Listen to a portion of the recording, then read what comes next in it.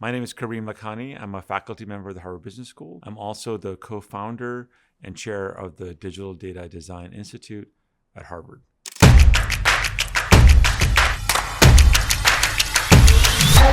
It's great to be here at UM6P. And as a brand new university that's about a decade old, there's a real opportunity to think about the university going into the future as we think about digital technologies and AI and how they impact research and learning.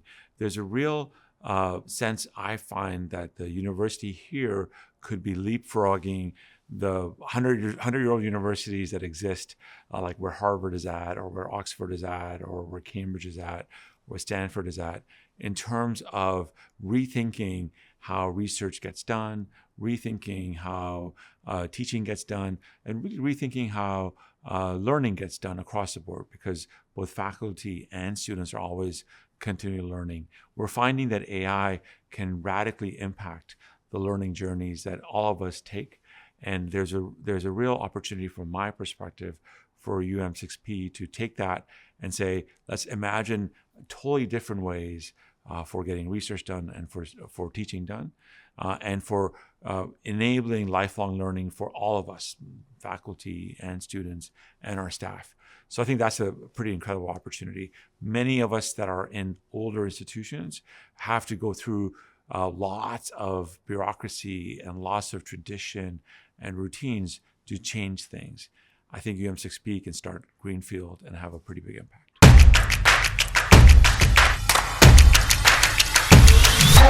There's a real opportunity in Africa to utilize AI across a range of human activities.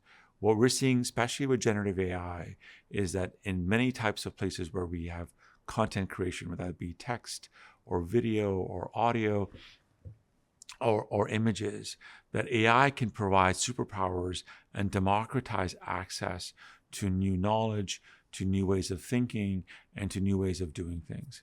And so, to give you an example, there's lots of small and medium-sized businesses in the African economy. Oftentimes, they don't have access to, for example, excellent marketing advice, excellent operations advice, excellent production advice. Well, now, through the use of these generative AI tools, if you know how to use these tools better, if you know how to apply the knowledge you're getting from these tools to your business, all of a sudden, you'll get expert advice that typically McKinsey or BCG might offer very large corporations. And so the ability for these businesses to, in fact, get expert advice, get expert content, get world-class marketing done is pretty remarkable. And that's just one example of the leapfrog potential that these AI tools offer. Another example I would say is back in learning. With these AI tools, we truly can now be in a world of personalized learning. So we have teachers and educators in the classroom, but they need to be able to provide personalized learning to 30, 40, 50, often 100 students. And that can now be done with the aid of AI.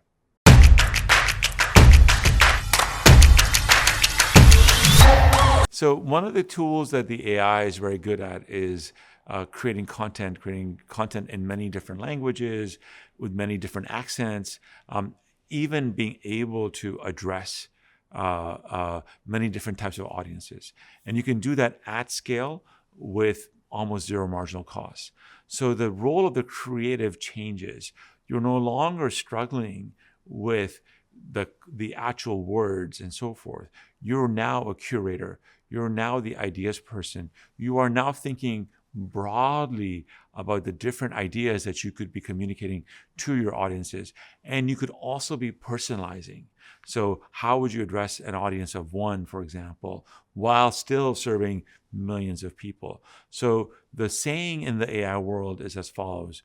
Machines won't replace humans, but humans with machines will replace humans without machines. And so the idea would be communicators with AI will have these great augmented superpowers to be more creative, to be more precise, to do more volume. And I think that's the opportunity.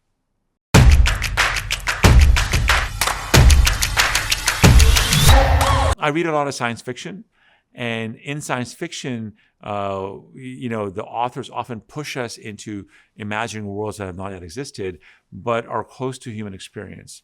So one of my favorite series of science fiction books is called the Culture series by Ian Banks. Highly recommend you read that to get a sense of what one future with AI looks like. And in that world, the computers aren't actually talking verbally, they're talking in code. Right? They're talking in very efficient code. And human beings don't even get access to that code because it's literally point-to-point communication between computers. And that world isn't that far away.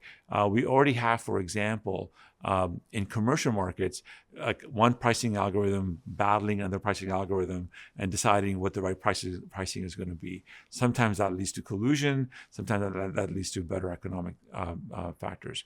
So the role of humans in all of this machine-to-machine communication is to set the parameters, is to set the guardrails, is to set the ways in which these things will work, and then look for anomalies and build systems to detect anomalies and to stop those anomalies. And so my sense is that the role of all of us in this upcoming world of machine-to-machine communication is going to be of a designer, of a parameter setter, of setting the guardrails, of defining the objective functions, but letting the machines do what they're good at, which is efficiency and scale.